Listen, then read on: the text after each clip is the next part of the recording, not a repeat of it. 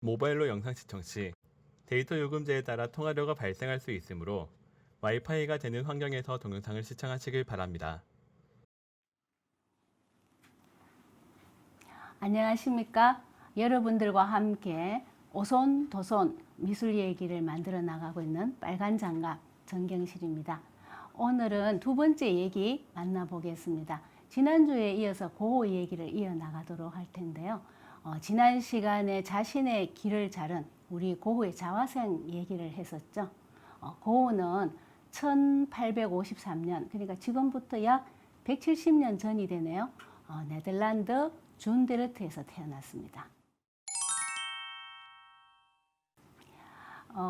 네덜란드 수도가 암스테르담이죠. 그리고 그 밑에 보면 제가 덴 헤그에다가 이렇게 마킹을 해뒀어요. 왜냐면 우리에게 조금 익숙한 장소이거든요. 여러분 혹시 역사 시간에 고종 임금이 이준 열사를 보냈던 헤이그 밀사 사건 기억나시나요? 우리가 독립국가라는 걸 알리기 위해서 그 밀사를 보냈던 곳이 이제 우리 역사 시간에는 헤이그라고 나오는데 그것이 이제 네덜란드 말로 하면 덴 헤그입니다. 그래서 제가 익숙한 곳에서 한번 마킹을 해봤고요. 방고가 태어난 곳은 그 밑에 벨기에와 그 경계 부분 아주 남쪽에 있는 곳입니다. 그곳에서 태어났는데요. 고우는 33살까지 살다가 그 프랑스로 갑니다. 그래서 그 다음엔 다시는 고향으로 돌아오지 않아요. 37살까지 5년간 남프랑스에서 살다가 생을 마칩니다. 그러면 네덜란드 입장에서 보면 조금 아쉬운 점이 있겠죠. 이렇게 세계적으로 유명한 작가가 프랑스에 뺏긴 듯한 아쉬움이 있을 겁니다. 그래서 네덜란드에서는 고흐의 단독 미술관, 반 고흐 미술관을 수도 암스테르담에 지었는데요. 국가 차원에서 한 미술가를 위해서 이렇게 미술관을 짓는다는 것은 이전에는 없었던 일이었습니다. 그 왕립 미술관이에요.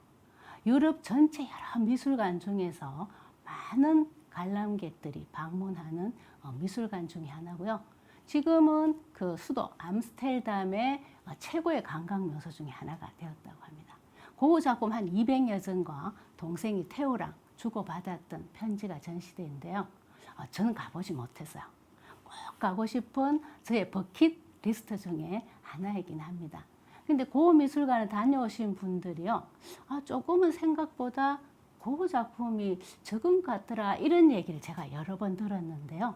우리가 알고 있는 고의 유명한 작품들이 많이 소장되어 있지 않아서 그런 말씀들을 하지 않는가 생각을 합니다. 우리가 알고 있는 대개의 고흐의 그 명작들은 프랑스에서 꼽혔고 그 당시 이제 그곳에 보관이 많이 되어 있고 세계 여러 곳에 흩어져 있습니다. 네덜란드 준데르트에서 태어난 고흐는요, 제가 지난 시간에 잠깐 말씀을 드렸지만 할아버지, 아버지 모두가 엄격한 개신교의 목사였어요. 고흐는 그 엄격한 목사님 집에 6남매가 있었는데 거기에 맞이로 태어났습니다. 이 좀 보통 사람에게도 쉽지 않는 자리라는 생각이 듭니다. 좀 특이한 성장 환경이 있는데요. 고흐가 1853년 3월 30일에 출생을 했거든요. 근데 딱 1년 전에 3월 30일에 태어난 형이 있었어요. 근데 태어나자마자 고 사망을 했다고 하는데, 그러니까 그 형이 태어난 그 다음 1년 후에 빈센트 반 고흐가 태어난 거죠. 그 생일이 같은 형이 죽었는데 그 무덤이 집 앞 아주 가까운 곳에 있었다고 합니다. 죽은 형의 이름이 빈센트 반 고흐였대요. 그러니까 부모님이 그 죽은 형의 이름을 그대로 물려준 거죠. 근데 그곳을 어머니와 매주 같이 손을 잡고 이렇게 방문을 하면서 자랐는데요. 빈센트 반 고흐가 볼 때는 갈 때마다 그 묘소에 자신의 이름이 적혀져 있고 자신의 생일이 적혀 있었으니까 아주 이렇게 뭔가 막연하게 자기가 형의 대역처럼 느껴지기도 하고 뭐 죄책감이랄까 할까 그런 묘한 느낌을 늘 받았다고 합니다. 그래서 그 어린 시절에 이러한 경험이 고흐의 인격 형성에 영향을 미쳤다고 심리학자들은 말하고 있거든요. 뭐 꼭 그런 이유는 아닙니다만은 고는 사회 적응이 좀 어려웠어요. 내성적이지만 또 고집이 세고 그래서 다른 학생들과 잘 어울리지를 못했는데요. 어릴 때부터 그 동생 태호와 많은 시간을 보내며 놀았다고 합니다. 근데 이제 기숙사 학교에 보내면 적응을 못해서 퇴학을 하고 이렇게 몇 번 반복을 하다가 완전히 퇴학을 하고 그러니까 정규 교육은 중학교까지 받았고요. 부모님이 이제 집으로 가정교사를 초청해서 집에서 교육을 받았습니다. 요새 말하면 이제 홈스쿨링을 한 거죠. 그 대신에 고은은 책을 굉장히 좋아했다고 합니다. 독서광이었대요. 다양한 장르의 책들을 여러 권을 이제 많이 봤는데 모국어인 뭐 네덜란드어는 당연하겠죠. 영어, 불어, 독어 모든 이런 언어에 능통을 해서 문학, 철학 이런 책들을 닥치는 대로 이렇게 원서로 읽으면서 자랐다고 합니다. 고은은 이제 여러 직업을 이제 전전하다가 이제 미술 공부를 늦게 시작했다고 말씀을 드렸죠. 27에 시작하고 미술 학교를 갔는데 그것도 잠시밖에 다니지 못해요. 교수님도 고우를 싫어하고 고우도 교수님을 싫어해서 잠깐 다니다 그만두고 이제 다른 사람의 그림을 보고 이제 그리면서 스스로 독학으로 미술 공부를 했습니다. 이 고우의 삶은요 정말 번민과 투쟁의 연속이었어요. 가족 간의 불화로 늘 바치고 그 아버지와는 결국은 이제 화해를 하지 못하고 아버지가 돌아가시거든요. 그래서 그걸 이렇게 표현하는 또 고우의 정물화 작품이 있습니다. 다 함께 꼭 한번 소개해 드리도록 하고요. 이 주변에 이제 갈등들로 몸과 마음이 병들고 가난에 시달린 아주 고달픈 삶이었죠. 부모로부터 이제 충분한 사랑을 받지 못했던 고우는 이렇게 해상을 하고 있어요. 어린 시절에 나는 정말 어둡고 추운 불모의 시기였다.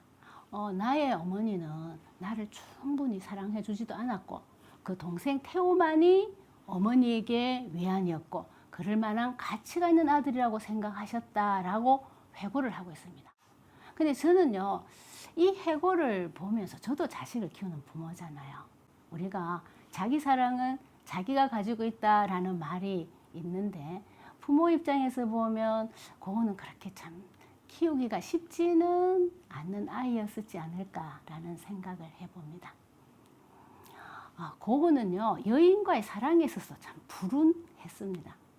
평생 한 번도 우리가 이제 일반적으로 말하는 그 사랑을 주고받는 사랑을 해보지 못했는데요. 그 20살 때 영국으로 가서 그 교사 정식 교사는 아니고 이제 보조 교사를 잠시 한 적이 있거든요. 그때 그 하숙집 딸에게 사랑을 고백하다가 거절당합니다. 근데 이거는 가슴은 좀 아픈 일이긴 하지만 우리 뭐 젊은이들이 누구나 겪을 수 있는 경험이죠.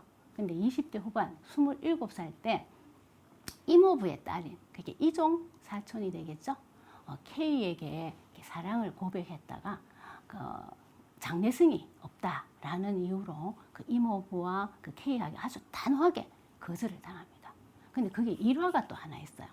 이모부를 찾아가서 막 K를 만나게 해달라 이렇게 얘기하니까 거절을 하자 고우가 그 이렇게 켜둔 초위에 손을 이렇게 얹습니다. 당연히 뜨겁겠죠. 그래서 뭐라고 말을 하면요. 내가 이 불길 위에 손을 대고 있는 시간 동안만큼의 시간이라도 K를 보게 해달라고 애걸을 합니다. 결국은 만나지 못하고 헤어지게 되는데요. 어찌 보면 그 나중에 길을 자르는 그런 자학적인 행동이 그전부터 보이고 있지 않았었나라는 생각을 해봅니다. 고은은 자기 자신에게요 굉장히 엄격하게 벌을 줬다고 합니다. 그래서 자기가 생각해서 내가 이걸 뭘 정말 잘못했구나. 우리 그런 경험 있잖아요. 그랬을 때는 아주 뭐 눈 오는 겨울에 알몸으로 눈 위에 서 있는다든가 이렇게 아주 혹독한 벌을 자신에게 내렸다고 합니다. 이런 고우의 성장 과정을 봤는데요. 고우가 이제 그린 우리가 이런 아픔을 겪고 어떻게 보면 힘들게 자란 고우가 그린 초기의 작품 설품이라는 작품을 오늘 한번 보시도록 하겠습니다.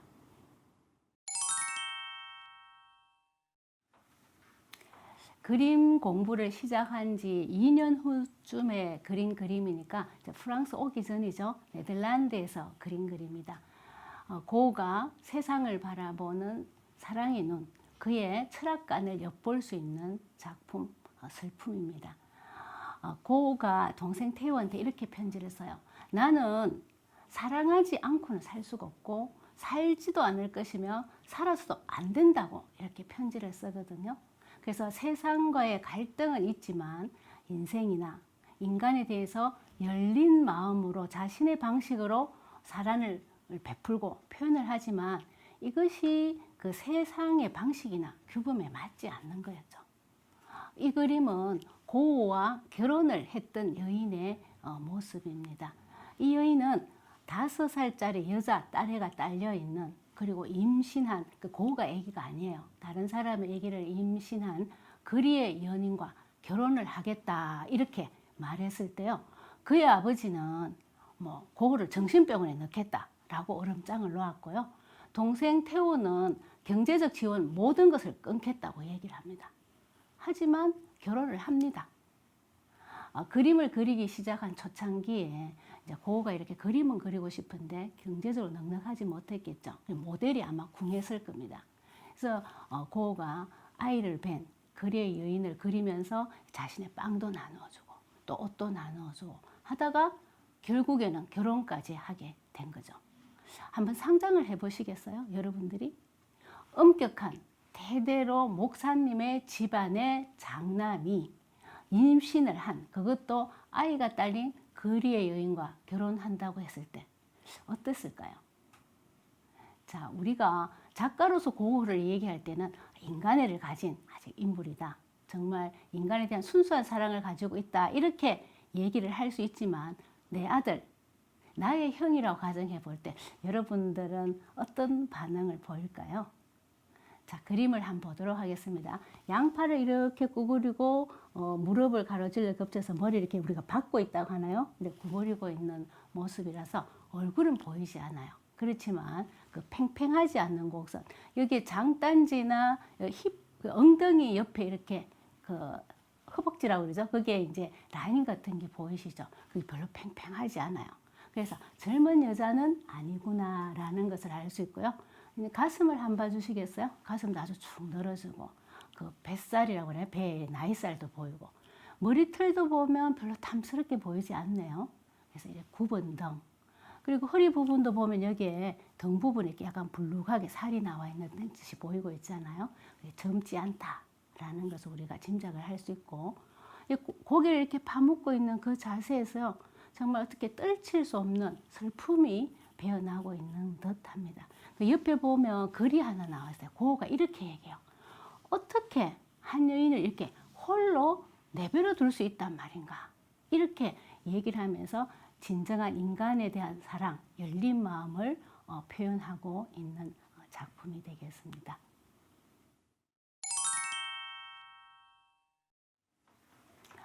고우가 태옥에게 보낸 편지글입니다. 임신한 여자를 알게 되어서 남자에게 버림받은 여자지. 겨울에 길을 헤매고 있는 임신한 여자. 빵을 먹고 있었어. 그걸 어떻게 얻었는지 상상할 수 있겠지라고 뭐 이렇게 얘기가 나오고요. 끝부분에 보면 이렇게 얘기합니다. 나는 그녀와 결혼할 수 있을 거라고 생각해. 그것이 그녀를 계속 도울 수 있는 유일한 길이기 때문이야. 이렇게 얘기를 하고 있습니다. 근데 이렇게 힘들게 얻은 사랑이 오래 가지는 못했어요. 결혼하면서 고우가 이 여인에게 딱 한 가지 약속을 합니다. 어떤 일이 있어도 다시 거리로는 나가지 말라고, 그것만 지켜달라고 이렇게 얘기를 하는데요. 사실 그 태우로부터 경제적인 지원이 완전히 끊겨버리거든요. 이 여인은 이제 아기를 출산을 했는데, 혹시 영화 보시면 이 장면이 아주 상세하게 묘사가 되어 있습니다. 아기가 막 울어요. 줄 것이 없어요. 본인이 먹지 않으니까 젖도 나오지 않겠죠. 그래서 이 여인이 다시 거리로 나갑니다. 그러다 그것을 고우가 알게 되죠. 그래서 막 불같이 화를 내는데 이 여인이 얘기합니다. 그러면 아기를 굶길 것이냐고. 이렇게 해서 싸우고 고우는 불같이 화를 내면서 이제 짐을 싸서 떠나게 되는 것으로 이 힘든 사랑이 끝이 나게 되는 것입니다. 고우가 세상을 어떻게 바라보는가 하는 것을 알 수 있는 얘기가 또 한 가지 더 있는데요. 그림을 시작하기 전에 고우가 탄광총에서 전도사로 잠시 일을 합니다. 원래는 목회자가 되고 싶었는데 여러 가지 그 조건에 맞지를 못해요. 그래서 대신에 그럼 내가 전도사를 하겠다 이렇게 해서 탄광촌으로 가게 되는데요. 그때 이제 고우가 자신이 받은 월급을요, 다 그 탄광촌이니까 어려운 삶을 사시는 분들이 많으셨겠죠. 그 다 나누어 주고 그들과 같은 음식을 먹고 그들과 같은 옷을 입습니다. 근데 거기서 쫓겨나요. 전도사직에서. 왜냐하면 교회에서 교직자로서 품위를 지키지 못했다.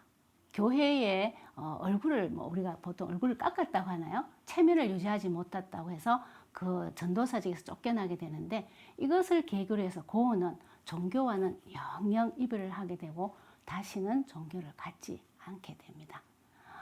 고우는 이제 인간의 그 우리가 높낮이라고 하나요? 어떤 그러한 보이는 것에 대한 편견을 가지 않고 정말 진실된 사랑을 가지고 또 그것을 행동하였고 보여주고 있습니다. 그런데 그 고우에 대한 시각이 나와 이제 직접 이렇게 연결되었을 때 우리는 과연 어느 만큼 고우의 그것을 이해하고 받아들일 수 있을까라고 이렇게 고개가 가우뚱거려집니다. 고우의 사랑 한 단면을 보여주는 오늘 슬픔이라는 제목을 함께 했습니다. 다음 시간에도 우리 고우 얘기 이어나가 보도록 하겠습니다. 다음 만남을 기대하면서 마치도록 하겠습니다. 감사합니다.